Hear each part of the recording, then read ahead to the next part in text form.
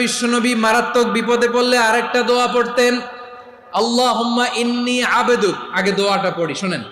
আল্লাহুম্মা ইন্নী আবদুক ওয়া ইবনু আবদিক ওয়া ইবনু আমাতিক নাসিয়াতি বিয়াদিক মাদিন ফিয়া হুকমুক আদলুন ফিয়া কাদাউক আসআলুকা বিকুল্লি ইসমিন হুয়া লাক সাম্মাইতা বিহি নাফসাক আও আনসালতাহু ফি কিতাবিক আও আল্লামতাহু আহাদাম মিন খালকিক أو استأثرت به في علم الغيب عندك أن تجعل القرآن ربيع قلبي ونور صدري وجلاء حزني وذهاب همي سبحان الله পড়েন।